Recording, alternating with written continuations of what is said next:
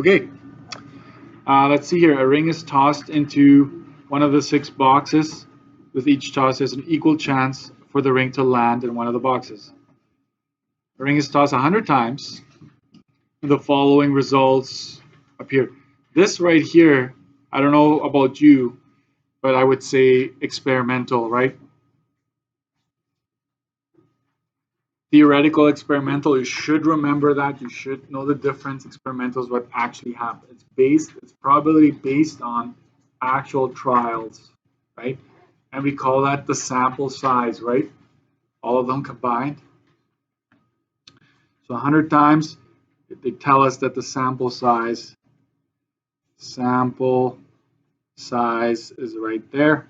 So just to rehash some of the words, right? Terminology, state the theoretical probability of the ring going into the white box, right? So theoretical probability, there's only one, right? 1 out of 6. That's it.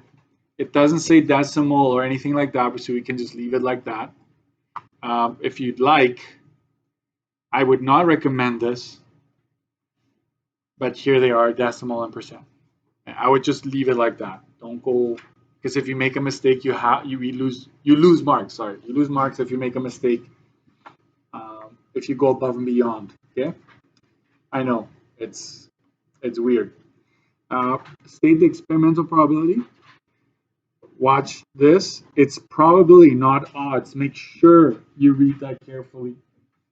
Students, answer it right. Often it's like, yeah, the probability is right, but it's asking for odds, right? In this case, it does ask for probability, so you know it's going to be a fraction, and you want it of not landing in the white box. So experimental probability of not landing, so we know it's going to be out of 100, and then you just go not landing in the white box at 78 over 100, which is 0.78 or 78%. Okay, sorry, there. So done. 2 marks. How's that? Right? Basically just checking if you understand the difference between theoretical and experimental. Okay. The probability of being born with 1 extra finger or toe is approximately 1 out of 500. Calculate the probability as a percent. That is a pretty easy question if you ask me. So just go 1 over 500 times 100. So that would be what? 0.2%. Yes. 0.2%.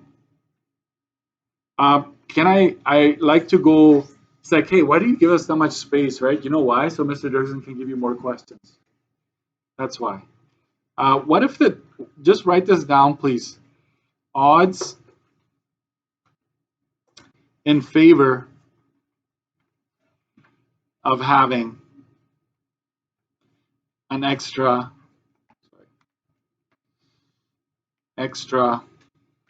finger or toe. What would be the odds of having an extra finger or toe? Odds in favor would be 1 to 499, but I'm going to actually go like this, right? In favor, so that means that there are 499 against, right? So that's what we want. Odds against. That way you can look through this book and not just review what they ask you. Sometimes the questions are very good to just ask more and throw different things at you, right? I think that's it. That's all I'm going to do there. Let's keep going here. Yeah, this one is one that students always struggle, but the good news is if you plug in enough correct values, you still get the right answer. So it says that the cost of operating is $30 per day, right? So you offer tours, so you're the business owner, $30 per day. That's the cost of operating, okay? And so below is the fee for each additional. The fee is $100 for the premium tour, and there's a 10% chance that somebody's going to pick that, right? So it does ask for the daily expected value. So we just go like this: expected value is equal to the probability of winning, because for the owner giving those tours, that's a win, right? 10% chance of somebody paying you $100, but it costs you 30 to actually give that tour, right? To feed the horses. There's another way of making money, which is offering the standard tour. There's a 50% chance somebody's going to pick that, and you would be charging 50, but it costs you $30 to make that happen. No tour, the chances that somebody asks for no tour when they come by is 40%.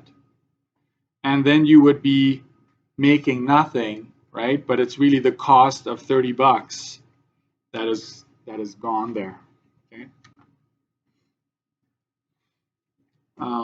So we go 0.1 times 70 plus 0.5 times 20 minus 0.4 times 30, right? And so this gives you 7 right here, plus 10 minus 12. This gives you 12 if you do that. And at the end, you have a dollar sign. And that's $5. Okay? Note, expected value is positive. Therefore, win or gain expected. This is a big note. Don't say, oh, because it's $5, it's a pretty big number, so yeah, just go for it. It's like, no, is it positive, negative, or zero? That's all. They quite often do ask, based on your answer in A, should you be running this business, right? And the answer would have to be yes, because the expected value is positive.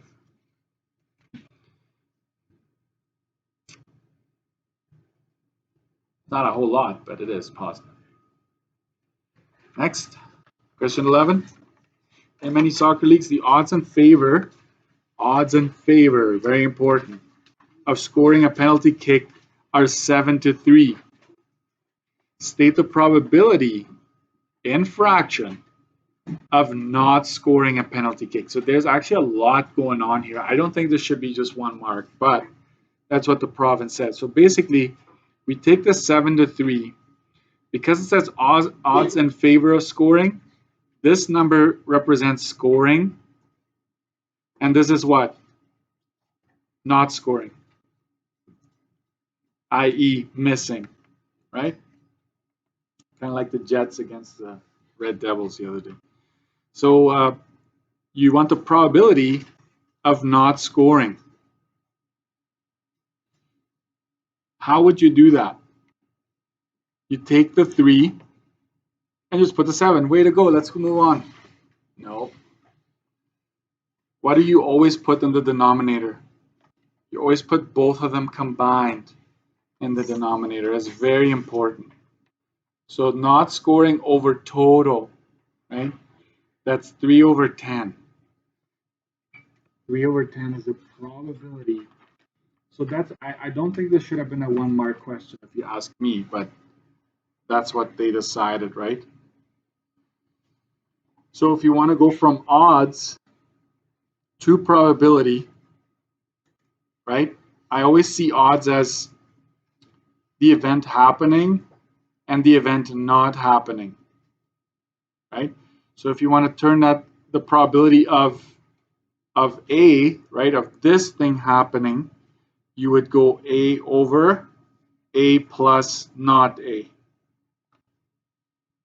If you want the probability of not scoring, like it is in this case, right, you just say, well, this is how many times you're not scoring, but the denominator is still the exact same.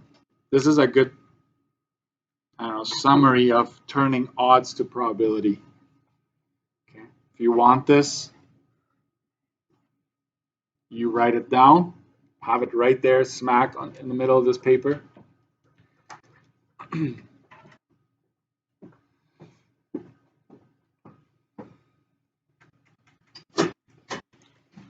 Next,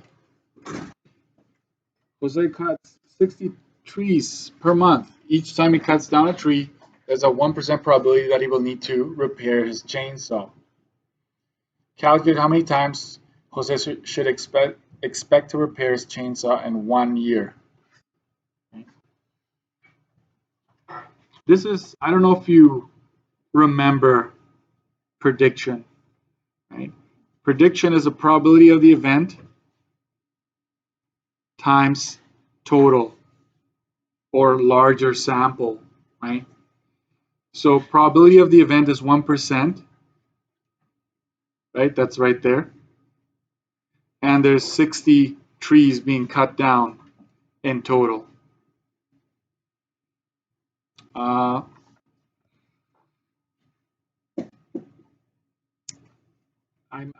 not quite done yet. What is this? Like 60 trees? 60 trees per month, correct? They want to know how many times in 1 year.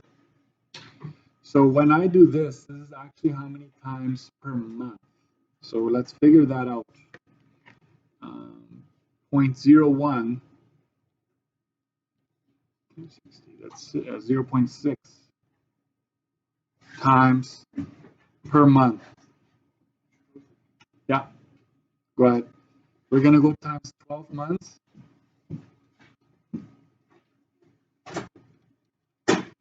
That's 7.2 times per year. Approximately 8 times a year.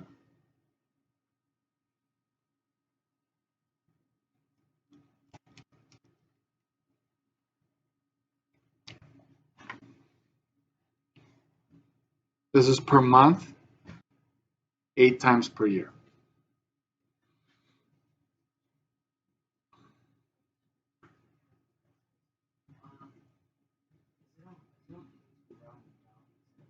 Yeah, as long as you do a whole number. Yeah, the province would say just make sure it's a whole number. You'd lose half a mark if you didn't. Last question. A bag contains the following tiles. David removes 1B tile from the bag, does not return it. What do we call that if it's not being returned? What kind of event? Starts with a D. Dependent events. Okay, dependent events. So probability, you get rid of that B there. So the odds, oops, I almost fell for it, guys. It's actually odds, right? The odds in favor of C, there are 3 of them and 2 that are not, right? So 3 C's, 2 that are not. This is what the answer is to that question. So put it away. We're going to just park it there. I want you to take your booklets out. We're going to do a little bit more land transfer tax before we go home today. So if you have a house valued at this much, just under 200,000, correct? What do we need to do again? Well, on your study sheet, you should have the values that are important to us, right? So I'm going to write them down on the side here. Watch. I'm going to go 30K, 60K, 60K, 50K. For the first 30K, it's nothing, right? 0%. For the next 60K, it's 0.005. Then it's 0.01. Then it's 0.015. Follow along, okay? And then what if it's past 200K, 200K plus, you pay 0.02, which is 2%. I don't know if you can fit this on your study sheet. For me, that would be enough. I don't know if you need to have it more detailed, but that way you can quickly just go grab the numbers. So what we do is we just go through a series of subtractions, and then we just add up those values. So 195,700 minus 30,000 is 165,700. You take the 60 grand away times 0.005, park it, you're left with 105,700. I will pause there and you finish this. See what you get. Make sure you know.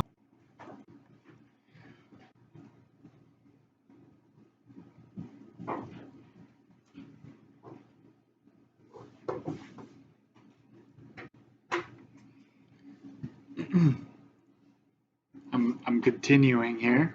60,000 times that is 300 bucks. 60,000 times 0.01 is 600. I cannot subtract 50 grand, can I? You can't, right? You can't, it'd be negative, but you just take whatever is left and multiply by the percentage that would be attributed to that chunk, okay? So 45,700, that's 685.50. 685.50. So land transfer tax would be 300 plus 600 plus 685.50.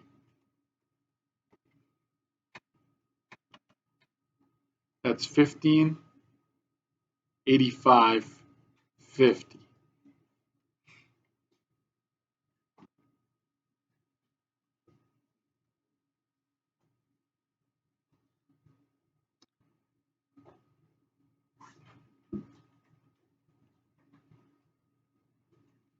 You want to do one more or no?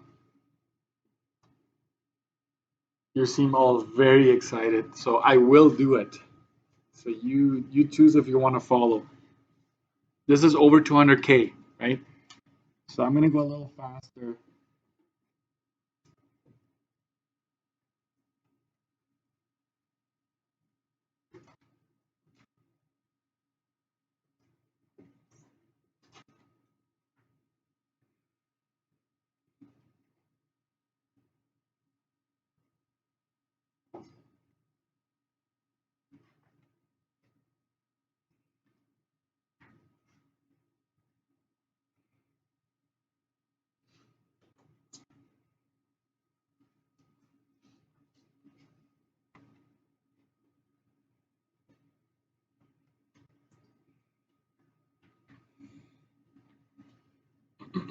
And I memorize these numbers.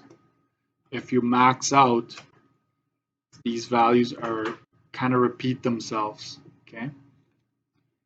Until I get to that last one. That's 990. Okay, so some of them you do have to calculate. So your land transfer tax is 300 plus 600 plus 750 plus 990. That is 2,640 exactly.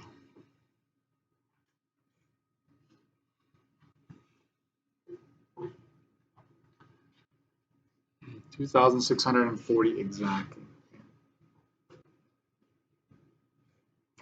Maybe it helps, right? The values that you have on the chart, I kind of cycle through them as much as I can. And the last one you will ever get to is 50,000. If you still have something above, right, then that gets taxed 2%.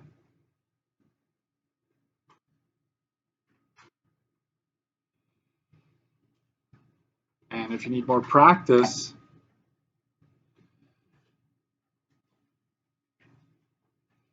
let me give you the answers, because in this chart here, you can practice even more. So this one will be $0. This one will be $32.25, 145, 375, 1125. Practice that for tomorrow.